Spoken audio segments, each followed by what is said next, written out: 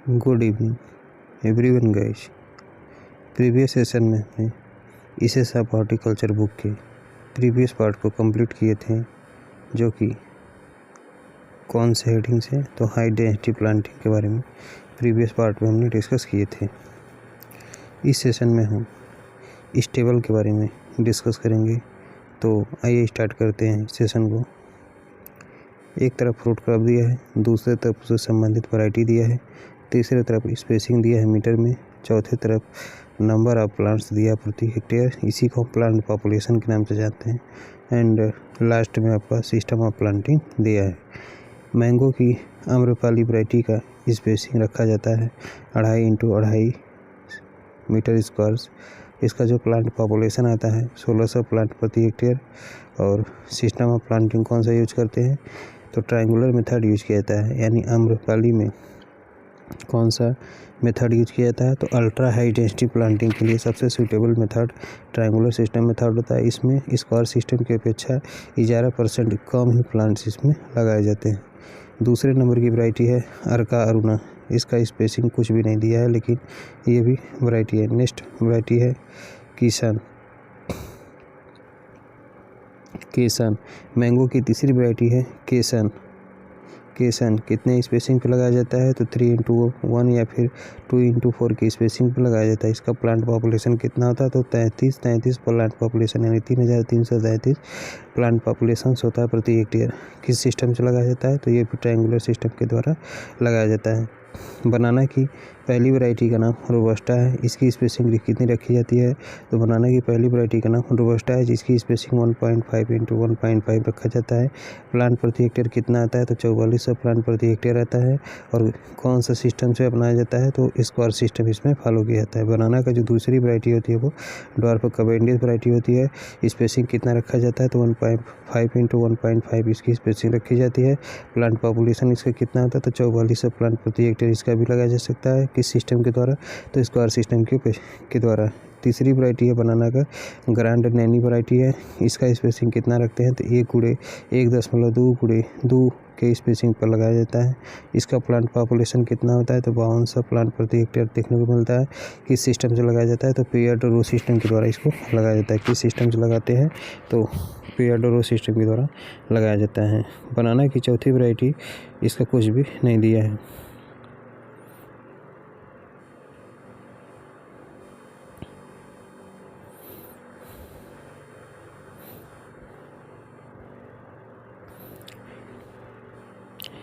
Next crop है, next fruit crop is पपीता। पपीता की पूसा नन्हा वैरायटी का जो स्पेसिंग रखा जाता है 1.25 इंटू 1.25 रखा जाता है। प्लांट पॉपुलेशन कितना आता है, तो 6944 प्लांट प्रति हेक्टेयर, यानी 6944 प्लांट प्रति हेक्टेयर देखने को मिलता है। किस सिस्टम से लगाया जाता है, तो स्क्वायर सिस्टम से लगाया जाता है। नेक्स्ट क्रॉप है पॉमग्रेनेट की वैरायटी का नाम क्या है, तो पॉमग्रेनेट की वैरायटी का नाम भगवा है। कितने स्पेसिंग पे लगाया जाता है, तो 5:2 की स्पेसिंग पे लगाया जाता है। प्लांट पॉपुलेशन कितना है, तो 1000 प्लांट प्रति हेक्टेयर इसमें लगता है स्क्वायर सिस्टम के द्वारा। नेक्स्ट क्रॉप है पाइनएप्पल की Q and giant Q variety का जो स्पेसिंग रखा जाता है वो 25x35x90 सेंटीमीटर रखा जाता है। यानी पाइनएप्पल की Q and giant Q variety का जो स्पेसिंग रखा जाता है 25x35x90 सेंटीमीटर रखा जाता है। प्लांट पॉपुलेशन कितना है, तो 64,000 प्लांट पॉपुलेशन, 64,000 प्लांट प्रति हेक्टेयर इसका प्लांट पॉपुलेशन होता है। किस सिस्टम से लगाया जाता है, तो डबल रो सिस्टम के द्वारा लगाया जाता है। नेक्स्ट क्रॉप है गुआवा के इलाहाबाद सफ़ेदा का स्पेसिंग कितना रखते हैं, तो गुआवा के इलाहाबाद सफ़ेदा का जो स्पेसिंग रखा जाता है 0.9 इंटू 2.9 रखा जाता है। कितने प्लांट्स आते हैं, तो 20 प्लांट प्रति हेक्टेयर देखने को मिलते हैं, या फिर प्रति 441 मीटर स्क्वायर एरिया में, यानी कि 441 मीटर स्क्वायर एरिया में 20 प्लांट्स लगाए जा सकते हैं किसके, गुआवा का। और ये किस मेथड से लगाया जाता है, तो डबल हेज रो सिस्टम के द्वारा लगाया जाता है। नेक्स्ट क्रॉप है आंवला का नीलम वैरायटी का स्पेसिंग कितना होता है, तो आंवला के नीलम वैरायटी का जो हाई डेंसिटी प्लांटिंग स्पेसीज होता है वो 5x5 मीटर का होता है। कितने प्लांट्स इसमें लगाए जाते हैं, तो 400 प्लांट प्रति हेक्टेयर जो है लगाया जाता है। किस सिस्टम से, तो यानी हेजरो सिस्टम के द्वारा लगाया जाता है। सपोटा की जो हाई डेंसिटी प्लांटिंग वैरायटी है वो PKM3 है, यानी कि सपोटा की जो हाई डेंसिटी प्लांटिंग वैरायटी है वो PKM3 वैरायटी है। पीच की जो हाई डेंसिटी प्लांटिंग वैरायटी है रेड हेवन है। चेरी की हाई डेंसिटी प्लांटिंग वैरायटी कौन सा है? मीटियोर है। एंड स्ट्रॉबेरी का जो हाई डेंसिटी प्लांटिंग है वो आपका चैंडलर है। कितना स्पेसिंग पर लगाया जाता है? 30 × 20 सेंटीमीटर के स्पेसिंग पर लगाया जाता है। प्लांट पॉपुलेशन इसका कितना होता है? तो इसका प्लांट पॉपुलेशन 55,000 से 60,000 प्लांट्स प्रति हेक्टेयर देखने को मिलता है। Next heading is chemical used to control tree size, यानी ट्री साइज के कंट्रोल के लिए कौन सा केमिकल प्रयोग में लाया जाता है? तो पहले नंबर पे आपका LR chlormequat, paclobutrazol, CCC, NC मिडोल, AMO 16 और 18 इथेफॉन, यानी कि chemical used to control tree size, यानी कि ट्री साइज को कंट्रोल करने के लिए किस किस रसायन का प्रयोग करते हैं? तो इसमें आपका LR आता है, क्लोरमेक्वाट आता है, पैक्लोब्यूट्राजोल आता है, CCC आता है, NC मिडोल आता है, AMO 1668 आता है, इथेफॉन।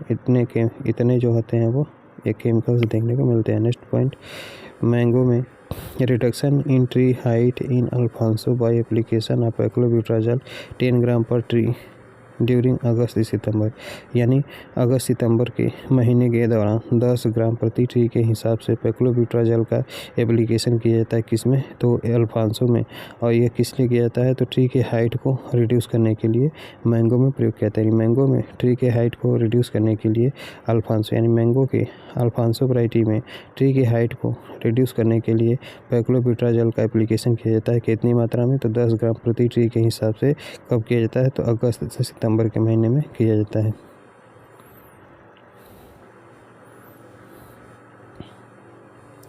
नेक्स्ट पॉइंट, दूसरे नंबर का क्रॉप क्या है? तो दूसरे नंबर का क्रॉप है एप्पल। एप्पल में क्या होता है? तो reduction root stock suckers ethylene esters forms of naphthalene acetic acid, यानी एप्पल्स में रूट स्टॉक के सकर्स को रिड्यूस करने के लिए इथाइलिन ईस्टर्स का प्रयोग नेप्थलीन एसिटिक एसिड के रूप में किया जाता है। यानी कि एप्पल में नेप्थलीन एसिटिक एसिड के इथाइल ईस्टर्स का रूप, यानी फिर से एप्पल में रूट स्टॉक के सकर्स, यानी रिडक्शन रूट स्टॉक सकर्स, यानी एप्पल के रूट स्टॉक सकर्स को रिड्यूस करने के लिए इथाइलिन ईस्टर्स का नेप्थलीन एसिटिक एसिड के रूप में प्रयोग किया जाता है। तीसरे नंबर का क्रॉप है ग्रेप। ग्रेप में क्या होता है? तो reduction of internode length, suit growth and CCC 500 ppm का प्रयोग करते हैं। यानी कि ग्रेप में इंटरनोड के लेंथ को कम करने के लिए और सूट की ग्रोथ को कम करने के लिए, यानी ग्रेप में सूट ग्रोथ को कम करने के लिए, इंटरनोड के लेंथ को कम करने के लिए किसका प्रयोग करते हैं? तो CCC या फिर क्लोरमेक्वाट की 500 ppm मात्रा का प्रयोग किया जाता है।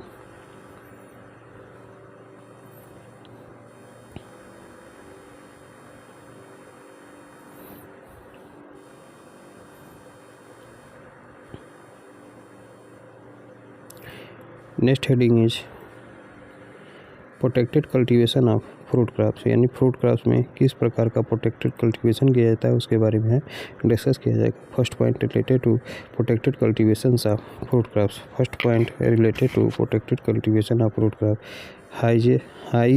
High production in protected cultivations, high photosynthetic efficiency, यानी कि high production in protected cultivation, यानी कि प्रोटेक्टेड कल्टीवेशंस में जो हाई प्रोडक्शंस होता है किसके कारण होता है? तो प्रोटेक्टेड कल्टीवेशंस में जो हाई प्रोडक्शंस होता है वो हाई फोटोसिंथेटिक एफिशिएंसी के कारण होता है। यानी कि high production in protected cultivation, यानी प्रोटेक्टेड कल्टीवेशंस में प्रोडक्शन ज़्यादा क्यों होता है?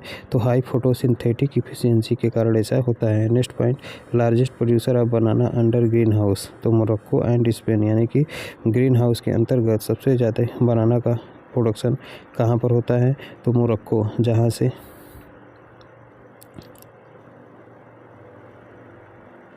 जहाँ की एक हीरोइन, यानी मोरक्को से एक हीरोइन है हमारे इंडिया में, उसका नाम है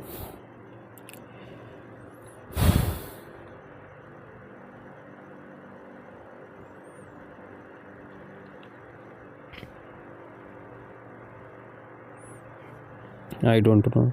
स्पेन का कैपिटल मैड्रिड होता है। Next point, most common fruit for protected cultivation, यानी प्रोटेक्टेड कल्टीवेशंस के लिए जो सर्वाधिक कॉमन फ्रूट्स होते हैं वो कौन कौन से होते हैं? तो प्रोटेक्टेड कल्टीवेशन में स्ट्रॉबेरी को लगाया जाता है और वर्तमान समय में ग्रेप को लगाया जाता है। कहाँ पर? तो महाराष्ट्र में, यानी महाराष्ट्र में ग्रेप को उगाया जाता है और स्ट्रॉबेरी को उगाया जाता है। नेक्स्ट पॉइंट, एप्रिकॉट हो गया, बनाना हो गया, ग्रेप हो गया, लोकाट हो गया, मैंगो हो गया, नेक्टेरिन्स हो गया, पपीता हो गया, पीच हो गया, पाइनएप्पल हो गया, स्ट्रॉबेरी, ये सभी जो होते हैं वो किसके अंतर्गत आते हैं? तो प्रोटेक्टेड कल्टीवेशंस के अंतर्गत ही आते हैं। यानी कि एप्रिकॉट हो गया, बनाना हो गया, ग्रेप हो गया, लोकाट हो गया, मैंगो हो गया, नेक्टेरिन्स हो गया, पपीता हो गया, पीच हो गया, पाइनएप्पल हो गया, स्ट्रॉबेरी, इन सभी को जो है प्रोटेक्टेड कल्टीवेशंस के अंतर्गत उगाया जा सकता है। नेक्स्ट पॉइंट की बात करते हैं तो apricot variety Gold Sun and grape variety Kyoho are grown under protected cultivation in China, यानी चाइना में प्रोटेक्टेड कल्टीवेशन के अंतर्गत एप्रिकॉट की variety, Gold Sun and grape की वैरायटी क्योहो को उगाया जाता है।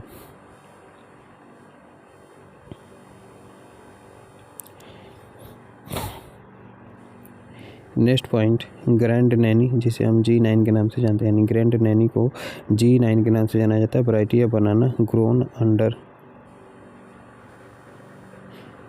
अंडर प्रोटेक्टेड कल्टीवेशंस, यानी कि ग्रैंड नैनी जिसे हम G9 के नाम से जानते हैं, ग्रैंड नैनी वैरायटी को G9 वैरायटी के नाम से जानते हैं। यह प्रोटेक्टेड कल्टीशंस यानी प्रोटेक्टेड कल्टीवेशंस के अंदर उगाए जाने वाले बनाना की वैरायटी होती है। यानी ग्रैंड नैनी जो होती है जिसे हम G9 के नाम से जानते हैं, यह वैरायटी बनाना की वैरायटी होती है जो कि प्रोटेक्टेड कल्टीवेशंस के अंतर्गत उगाया जाता है। नेक्स्ट है plastic house are suitable for cherry cultivation, यानी चेरी कल्टीवेशंस के लिए कौन सा हाउस सुइटेबल होता है? तो प्लास्टिक हाउस जो होता है वो चेरी के कल्टीवेशंस के लिए सबसे ज़्यादा सुइटेबल्स होता है। नेक्स्ट हेडिंग है training systems followed in fruit crops, training system followed in fruit crops, यानी कौन कौन से फ्रूट क्रॉप में कौन कौन से ट्रेनिंग सिस्टम अपनाया जाता है। तो हम बात करते हैं ट्रेनिंग सिस्टम के बारे में। First point related to training system, training का मतलब क्या होता है? Done to maintain proper shape canopy of tree and developed good framework, यानी कि अच्छे फ्रेमवर्क को विकसित करने के लिए और ट्री के कैनोपी को मेंटेन करने के लिए और प्रॉपर शेप को मेंटेन करने के लिए जो कार्य किया जाता है उसे ट्रेनिंग कहते हैं। फिर से ट्रेनिंग का मतलब होता है done to maintain proper shape and canopy of tree and developed good framework, यानी कि कैनोपी यानी कि प्रॉपर शेप को मेंटेन करने के लिए ट्री के कैनोपी को मेंटेन करने के लिए और गुड फ्रेमवर्क को विकसित करने के लिए जिसे हम करते हैं उसी को ट्रेनिंग के नाम से जाना जाता है। Next point, training controls distribution of fruiting wood and has little effect on fruit bearing, यानी training controls contribution of fruiting woods, यानी कि जो फ्रूटिंग वुड्स होते हैं इसके डिस्ट्रीब्यूशन, यानी कि फिर से training controls distribution of fruiting would, यानी फ्रूटिंग वुड के डिस्ट्रीब्यूशन को कंट्रोल करने का काम कोई किसके द्वारा किया जाता है? तो फ्रूटिंग वुड, यानी फ्रूटिंग वुड को डिस्ट्रीब्यूशन को कंट्रोल करने का काम ट्रेनिंग के द्वारा किया जाता है। And has little effect on fruit bearing, और इसका फ्रूट बियरिंग पर जो होता है बहुत ही कम प्रभाव देखने को मिलता है। Next point, multi storeyed cropping is practice in Karnataka and Kerala, यानी मल्टी स्टोरीड क्रॉपिंग जो होता है वो कहाँ पर ज़्यादातर प्रैक्टिस किया जाता है? तो कर्नाटका एंड केरला में यह बहुत ज़्यादा प्रैक्टिस किया जाता है। Next point, the Tatura trellis system of training was first developed at Australia, यानी कि जो टेचुरा ट्रेलिस सिस्टम होता है यह ट्रेनिंग मेथड सर्वप्रथम कहाँ पर विकसित किया गया है? तो ऑस्ट्रेलिया में विकसित किया गया था। फिर से the Tatura trellis system of training was first developed at Australia, यानी कि ट्रेनिंग की जो टेचुरा ट्रेलिंग सिस्टम है यह सर्वप्रथम कहाँ पर विकसित किया गया था? तो ऑस्ट्रेलिया में विकसित किया गया था। Next point, free air temperature increment, जिसे हम फैटी के नाम से जानते हैं, यह फैटी टेक्नोलॉजी का फुल फॉर्म क्या होता है? तो फैटी टेक्नोलॉजी का फुल फॉर्म होता है एफ फॉर जगह free, A for air and T for temperature and I for increment, यानी कि free air temperature increment technology जो होता है वो increase in canopy temperature in fields, यानी फील्ड्स में कैनोपी टेम्परेचर को इंक्रीज करने का काम कौन करता है? तो फैटी टेक्नोलॉजी के द्वारा किया जाता है। यानी कि increase in canopy temperature in fields, यानी फील्ड्स में कैनोपी टेम्परेचर को इंक्रीज करने का काम किसके द्वारा किया जाता है? तो फैटी टेक्नोलॉजी के द्वारा किया जाता है। Next heading is methods of training. Next heading is methods of training. Training की निम्नलिखित 3 मेथड्स होती हैं। एक तो आपका सेंट्रल लीडर सिस्टम होता है, दूसरा आपका ओपन सेंटर सिस्टम होता है, तीसरा आपका मॉडिफाइड लीडर सिस्टम होता है। तो सेंट्रल लीडर सिस्टम जो होता है इसी को हम क्लोज्ड सेंटर्ड वन के नाम से जानते हैं, यानी कि सेंट्रल लीडर सिस्टम को क्लोज्ड सेंटर वन सिस्टम के नाम से जानते हैं। ओपन सेंटर सिस्टम को हम वेस शेप्ड सिस्टम के नाम से जानते हैं, यानी ओपन सेंटर सिस्टम को वेस शेप्ड सिस्टम के नाम से जानते हैं। मॉडिफाइड लीडर सिस्टम को मॉडिफाइड लीडर सिस्टम जो होता है mostly widely adopted or accepted for commercial fruit cultivation, यानी कि व्यावसायिक रूप से फ्रूट का कल्टीवेशन करने के लिए जो सर्वाधिक विस्तृत रूप से एडाप्ट किए जाने वाला मेथड है वो आपका मॉडिफाइड लीडर सिस्टम होता है।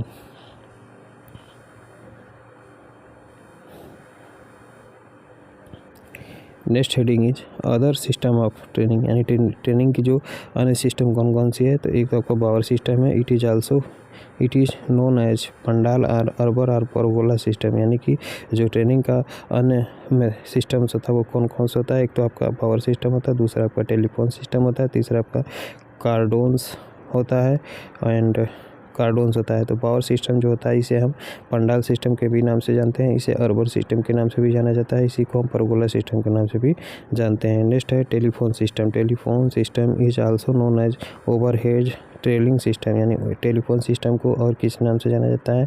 तो टेलीफोन सिस्टम को ओवरहेड ट्रेली सिस्टम के नाम से भी जाना जाता है। नेक्स्ट है cordons or single stemmed system, यानी कि क्रोडांस जो होता है वो एक प्रकार का सिंगल स्टेम्ड ट्री सिस्टम होता है। It is used in gardens as a catalogue of variety, यानी कि कैटालॉग के वैरायटी, यानी कैटालॉग वैरायटी के रूप में गार्डन्स में प्रयोग किया जाता है। यानी कि क्रोडांस जो होता है, क्रोडांस को हम किस नाम से जानते हैं। तो कार्डोन्स को जो है सिंगल स्टेम्ड ट्री सिस्टम के नाम से जानते हैं और इसका प्रयोग जो होता है वो कैटालॉग वैरायटी के में कैटालॉग, यानी कि it is used in gardens as a catalogue of variety, यानी कि गार्डन्स के कैटालॉग वैरायटी के रूप में इसका प्रयोग किया जाता है। किसका? तो कार्डोन्स का प्रयोग करते हैं, जो कि सिंगल स्टेम्ड ट्री सिस्टम के नाम से भी जाना जाता है।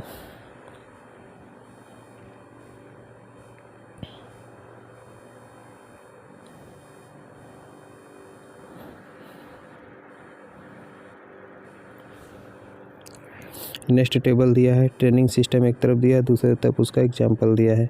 तो सेंट्रल लीडर सिस्टम किस में प्रयोग किया जाता है। तो सेंट्रल लीडर सिस्टम एक तो आपका वालनट पे प्रयोग में लाया जाता है। वालनट, पीकनट एंड एप्पल, यानी एप्पल, वालनट, पीकनट, इन तीनों में जो है सेंट्रल लीडर सिस्टम अपनाया जाता है। ओपन सेंटर सिस्टम किस में अपनाते हैं। तो पीच में अपनाया जाता है, जापानीज प्लम में अपनाया जाता है, नेक्टेरियंस में अपनाया जाता है। मॉडिफाइड लीडर सिस्टम किस में अपनाया जाता है। तो यूरोपियन प्लम में अपनाया जाता है, स्वीट चेरी में अपनाया जाता है, पियर में अपनाया जाता है। बावर सिस्टम एक्सटेंडेड वाई सिस्टम, यानी कि बावर सिस्टम जो होता है वो वाई सिस्टम का एक विस्तार होता है। लिंकन यूज्ड इन न्यूजीलैंड, यानी कि power system extended Y system Lincoln, यानी कि पावर सिस्टम जो होता है वाई सिस्टम लिंकन का एक विस्तार होता है, जो कि न्यूजीलैंड में प्रयोग में किया गया था।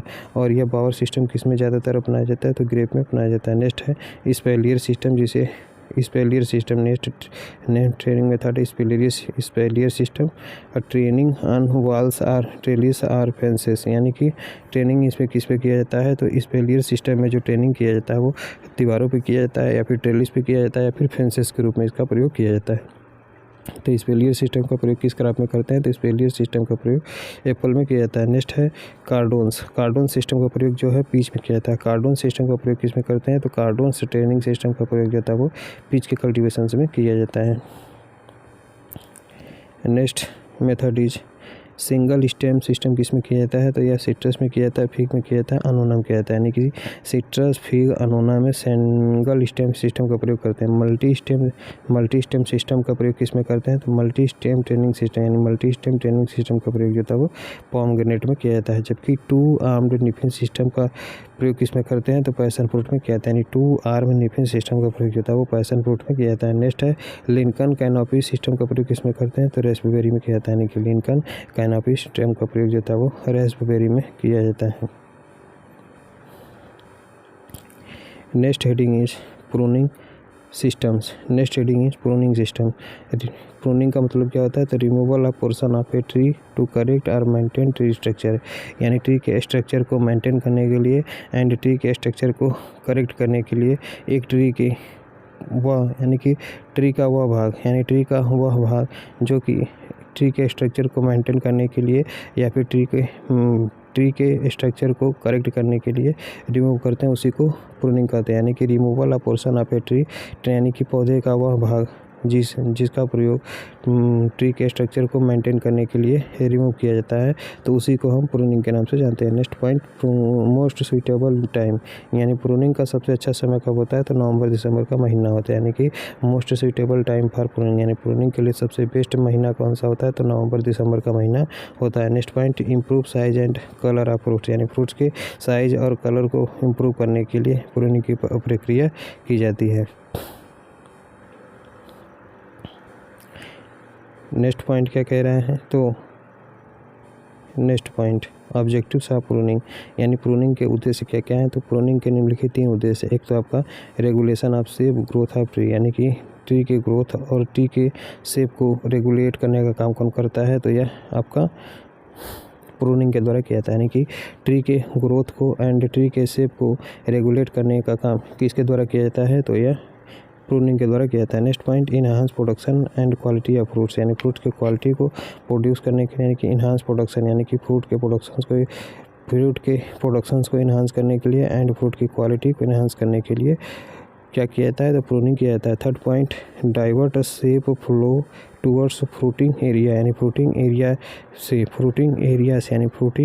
से शेप के फ्लो को डाइवर्ट करने का काम किसके द्वारा किया जाता है, तो फ्रूटिंग एरिया की तरफ यानी फ्रूटिंग एरिया की तरफ शेप के फ्लो को डाइवर्ट करने का काम प्रूनिंग के द्वारा किया जाता है।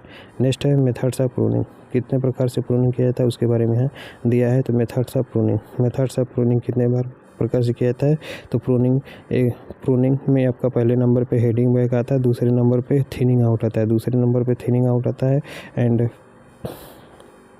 तीसरे नंबर पे क्या दिया है, तो तीसरे नंबर पे दिया नहीं। यानी कि प्रूनिंग जो होता है वो केवल 2 ही प्रकार से किया जा सकता है। यानी प्रूनिंग जो होता है वो निम्नलिखित 2 प्रकार से किया जाता है। कौन कौन सा है, तो पहले नंबर पे आपका हेडिंग बैक आता है। हेडिंग बैक का मतलब होता है removal of terminal portion of shoot or branches or limb leaving its basal portion से। यानी कि हेडिंग बैक पे किया जाता है कि limb leaving its basal portion यानी कि बेसल पोर्शन यानी इसके बेसल पोर्शन को छोड़कर लिम्ब को, ब्रांच को या फिर शूट के भाग को यानी टर्मिनल पोर्शन ऑफ शूट यानी कि शूट के टर्मिनल पोर्शन को या फिर ब्रांच के टर्मिनल पोर्शन को या फिर लिम्ब के टर्मिनल पोर्शंस को हटाने की प्रक्रिया को ही हेडिंग बैक कहा जाता है। यानी कि उसकी मूड़ी को काट देना यानी कि terminal portion of removal of terminal portion of the plant यानी प्लांट के टर्मिनल पोर्शन को रिमूव करना, जहाँ पर ऑर्गेन का सिंथेसिस ज़्यादा होता है उसी को हेडिंग बैक के नाम से जाना जाता है। First point related to heading back, reduce tree size by topping and hedging यानी टॉपिंग एंड हेजिंग के द्वारा ट्री के साइज को रिड्यूस किया जाता है। नेक्स्ट है स्कर्टिंग का मतलब क्या होता है, removal of low hanging branches is called skirting यानी कि लो हैंगिंग ब्रांचेज को रिमूव करने की प्रक्रिया क्या कहलाती है, तो लो हैंगिंग ब्रांचेज को रिमूव करने की प्रक्रिया स्कर्टिंग कहलाती है। स्कर्टिंग प्रोसेस किस में फॉलो किया जाता है, तो मैंगो में फॉलो किया जाता है। नेक्स्ट है टी प्रूनिंग किसे कहते हैं, तो removal of young vegetative flushes prior to flowering से पहले यंग वेजिटेटिव फ्लशेस को रिमूव करना क्या कर लेता है, तो ट्री प्रूनिंग के नाम से जाना जाता है। फिर से फ्लावरिंग से पहले यंग वेजिटेटिव फ्लशेस को रिमूव करने की क्रिया ट्री प्रूनिंग कहलाती है। ट्री प्रूनिंग किस में फॉलो ज़्यादातर किया जाता है, तो यह मैंगो में फॉलो किया जाता है। नेक्स्ट क्या है, तो नेक्स्ट है कंटामिनेंट प्रूनिंग। कंटेनमेंट प्रूनिंग किसे कहते हैं, तो used in high density planting of temperate fruit crop यानी टेम्परेट फ्रूट क्रॉप के हाई डेंसिटी प्लांटिंग में किसका प्रयोग करते हैं, तो टेम्परेट फ्रूट क्रॉप्स के हाई डेंसिटी प्लांटिंग में कंटेनमेंट प्रूनिंग का प्रयोग किया जाता है। दूसरे नंबर का मेथड है थिनिंग आउट। दूसरे नंबर का जो मेथड होता है प्रूनिंग का वो थिनिंग आउट होता है।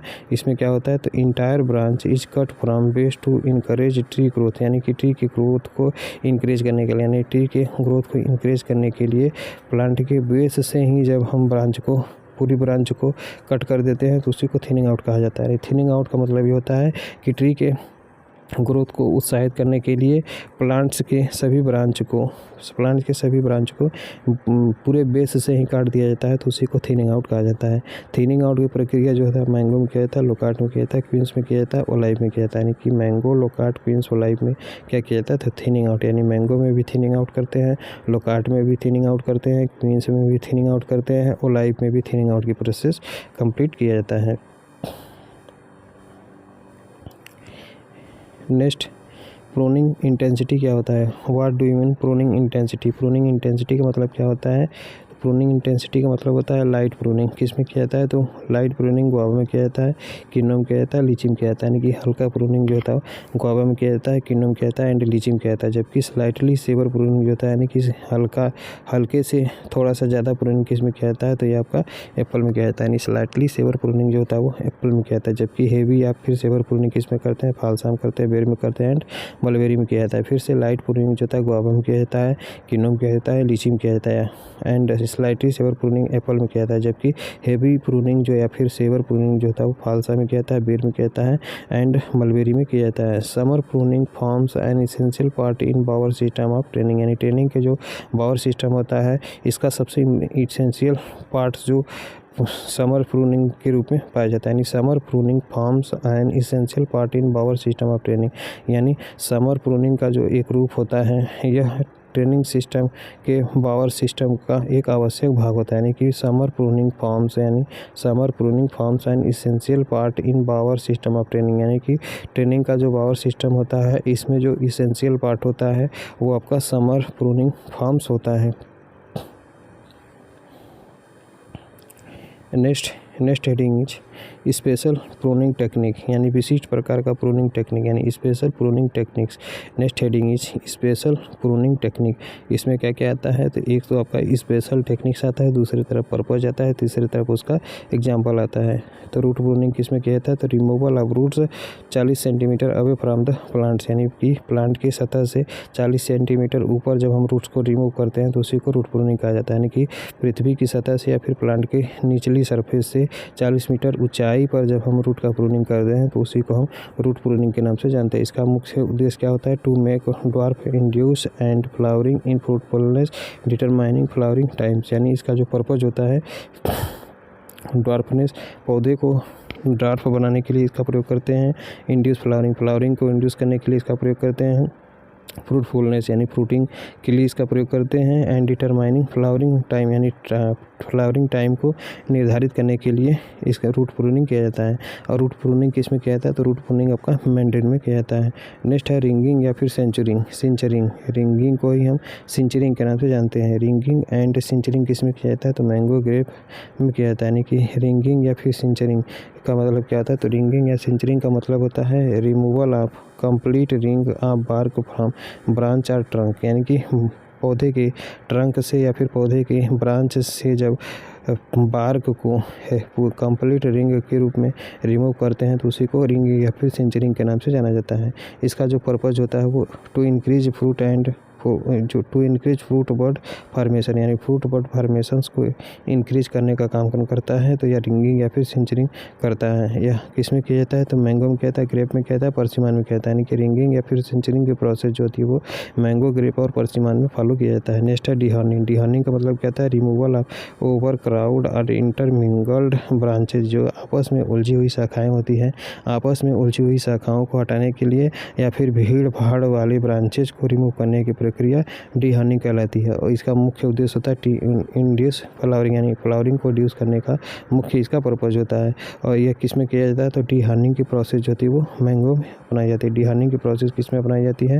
तो डिहर्निंग की प्रोसेस जो होती है वो मैंगो में अपनाई जाती है। Next heading is notching. Notching का मतलब क्या होता है? Partial ringing of branches above A dormant lateral buds. यानी कि एक डॉर्मेंट लेटरल बड के ऊपर जो भी ब्रांचेज का पार्शियल रिंगिंग किया जाता है उसी को नोचिंग के नाम से जाना जाता है। फिर से ए डॉर्मेंट है, यानी कि एक सुषुप्तावस्था में स्थित लेटरल बड के ऊपर जब हम ब्रांच के पार्शियल रिंग को बनाते हैं तो उसी को नोचिंग कहा जाता है। फिर से partial ringing of branches above a dormant lateral buds, यानी एक डार्मेंट लेटरल बड्स के ऊपर ब्रांचेज पर जब हम पार्शियल रिंगिंग करते हैं तो उसी को हम नोचिंग के नाम से जानते हैं। यानी नोचिंग का मतलब ये होता है, नोचिंग ये होता है, ये आपका बड हो गया, बड के नीचे जो होता है जब हम रिंग बनाते हैं तो उसी को निकिंग के नाम से जानते हैं। जब इस बड के ऊपर हम रिंगिंग करते हैं तो इसे नोचिंग के ही नाम से जाना जाता है। इसका पर्पज़ क्या होता है? To induce fruiting branches and increase bearing area, यानी कि फ्रूटिंग ब्रांचेज को इंड्यूस करने के लिए और बियरिंग एरिया को इंक्रीज करने के लिए नोचिंग का प्रोसेस किया जाता है। और नोचिंग की प्रोसेस किस में किया जाता है? तो नोचिंग का प्रोसेस फिग में किया जाता है। नेक्स्ट है nicking, partial ringing of branches below a dormant buds. फिर से निकिंग का फुल फॉर्म क्या होता है? तो निकिंग का मतलब होता है partial ringing of branches below a dormant bud smudging. इस पार्शियल डार्मेंट बर्ड यानी कि एक डार्मेंट बर्ड के नीचे जब हम पार्शियल यानी कि एक डार्मेंट बर्ड के नीचे जब हम ब्रांचेज का पार्शियल रिंगिंग करते हैं तो उसी को निकिंग के नाम से जाना जाता है। निकिंग मतलब ये बर्ड हो गया, बर्ड के नीचे जो अब हम रिंग बनाते हैं तो उसी को निकिंग के नाम से जानते हैं। निकिंग का मतलब क्या होता है? तो निकिंग का जो मेन काम होता है टू इंक्रीज फ्लावरिंग सूट्स, यानी फ्लावरिंग सूट्स को इंक्रीज करने का काम किया जाता है इसके द्वारा। And induce spur from birds, यानी बर्ड से जो स्पर से निकलता है उसको इंड्यूस करने का काम करता है। और सूट के फ्लावरिंग यानी फ्लावरिंग सूट को बढ़ाने का भी काम कौन करता है? तो निकिंग के द्वारा किया जाता है। निकिंग की प्रोसेस एप्पल और फिग में अपनाया जाता है, जबकि नोचिंग की प्रोसेस केवल फिग में अपनाया जाता है, जबकि निकिंग की प्रोसेस एप्पल और फिग दोनों में अपनाया जाता है। नेक्स्ट है स्मजिंग। स्मजिंग का मतलब क्या होता है? तो स्मजिंग का मतलब होता है स्मोकिंग द ट्री, यानी कि ट्री के चारों तरफ जब हम धुआं करते हैं तो उसी को स्मजिंग के नाम से जाना जाता है। इसका मतलब होता है टू इंड्यूस ऑफ सीजन और अर्ली फ्लावरिंग, यानी कि फ्लावरिंग को पहले करने के लिए, यानी फ्लावरिंग को पहले करने के लिए और ऑफ सीजन को इंड्यूस करने के लिए स्मजिंग की प्रोसेस किया जाता है। स्मजिंग किस में किया जाता है? तो फिलीपींस के मैंगो में किया जाता है क्या? स्मजिंग। नेक्स्ट है बेंडिंग। बेंडिंग का मतलब होता है bending of branches or shoots, यानी सूट्स हो चाहे ब्रांचेस हो, जब इसमें हम बेंडिंग करते हैं तो उसी को बेंडिंग के नाम से जाना जाता है। यानी कि जब हम सूट्स को या फिर ब्रांचेज को नीचे की तरफ झुकाते हैं ताकि वह नए प्लांट्स को प्रोड्यूस कर सके, तो इस प्रकार के सिस्टम को हम बेंडिंग के नाम से जानते हैं। बेंडिंग का मतलब होता है इंक्रीज लेटरल ब्रांचेज, यानी लेटरल ब्रांचेज को इंक्रीज करने, यानी लेटरल ब्रांचेज को बढ़ाने के लिए और फ्रूट के प्रोडक्शन को बढ़ाने के लिए बेंडिंग की प्रक्रिया अपनाई जाती है। बेंडिंग किस में किया जाता है? तो बेंडिंग एक तो गुआवा में किया जाता है। गुआवा के किस रीजन में? तो गुआवा के इलाहाबाद रीजन में किया जाता है क्या? बेंडिंग की क्रिया। नेक्स्ट है थिनिंग। थिनिंग का मतलब क्या होता है? Removal of part flower bud और small fruits from heavy crops, यानी कि जब क्रॉप्स बहुत ज़्यादा भारी हो जाता है, यानी कि जब क्रॉप्स जो होते हैं वो बहुत ज़्यादा भारी हो जाते हैं तो उसी से छोटे छोटे फ्रूट्स को या फिर छोटे छोटे फ्लावर बर्ड्स को पार्ट को रिमूव करने की प्रक्रिया को ही हम थिनिंग कहते हैं। ठीक, थिनिंग कहते हैं। इसका मतलब क्या होता है? टू इंक्रीज फ्रूट साइज, यानी फ्रूट के साइज़ को इंक्रीज करने के लिए थिनिंग आउट करते हैं। यानी थिनिंग की प्रोसेस जो होती है वो फ्रूट के साइज़ को इंक्रीज करने के लिए किया जाता है। और रिड्यूस अल्टरनेट बेयरिंग टेंडेंसी, यानी कि अल्टरनेट बेयरिंग की जो टेंडेंसी होती है इसको भी कंट्रोल करने के लिए या फिर रिड्यूस करने के लिए क्या किया जाता है? तो थिनिंग की प्रोसेस अपनाई जाती है। थिनिंग किस में किया जाता है? तो एक तो आपका ग्रेप्स में थिनिंग किया जाता है, पीच में थिनिंग किया जाता है एंड प्लम में थिनिंग किया जाता है, लास्ट में क्वींस में थिनिंग की प्रोसेस अपनाई जाती है। नेक्स्ट है गर्डलिंग का मतलब क्या होता है? नेक्स्ट इज गर्डलिंग का मतलब क्या होता है? तो गर्डलिंग का removal of 2 to 3 millimetre wide strip of bark, यानी कि बार्क का जो 2 से 3 मिलीमीटर वाइट स्ट्रिप होता है इसको रिमूव करना क्या कहलाता है? तो गर्डलिंग कहलाता है। यानी कि बार्क का 2 से 3 मिलीमीटर वाइट स्ट्रिप को रिमूव करने की प्रक्रिया गर्डलिंग कहलाती है। गर्डलिंग का जो मुख्य उद्देश्य होता है वो टू इंक्रीज बेरी साइज, यानी बेरी साइज को इंक्रीज करने का काम किस लिए करते हैं? तो बेरी साइज को इंक्रीज करने के लिए गर्डलिंग का प्रोसेस किया जाता है। यह गर्डलिंग किसमें किया जाता है? ग्रेप एंड लीचिंग कहते हैं। यानी गर्डलिंग प्रोसेस जो होता है वो ग्रेप एंड लीचिंग किया जाता है। नेक्स्ट है राउंड स्टेम, यानी स्टेम के चारों तरफ बार्क के वाइट स्ट्रिप को 2 से 3 मिलीमीटर हटाने की प्रक्रिया गर्डलिंग कहलाती है। यानी कि स्टेम के चारों तरफ बार्क के वाइट स्ट्रिप को 2 से 3 मिलीमीटर तक हटाने की प्रक्रिया को गर्डलिंग कहा जाता है। गर्डलिंग का जो मुख्य उद्देश्य होता है टू इंक्रीज बेरी साइज, और ग्रेप्स और लीची में यह फॉलो किया जाता है। नेक्स्ट है लीफ प्रूनिंग का मतलब क्या होता है, तो removal of old and senescent leaves, यानी कि जो पके हुए लीव्स होते हैं या फिर जो पुराने लीव्स होते हैं इनको हटाने की प्रक्रिया लीफ प्रूनिंग कहलाती है। लीफ प्रूनिंग की प्रक्रिया जो है वो डेट बाम में बनाया जाता है। नेक्स्ट है स्ट्रिपिंग का मतलब होता है removal barks in strips of 1.25 into 2.5 centimetre length, यानी कि 1.25 से 2.5 सेंटीमीटर लंबाई के स्ट्रिप्स को, बार्क के स्ट्रिप को रिमूव करना ही क्या कहलाता है, स्ट्रिपिंग कहलाता है। रिमूवल बार्क्स इन स्ट्रिप्स, यानी कि जब हम बार्क का स्ट्रिप्स के रूप में 1.25 से 2.5 सेंटीमीटर लंबाई में हटाते हैं तो उसी को स्ट्रिपिंग के नाम से जाना जाता है।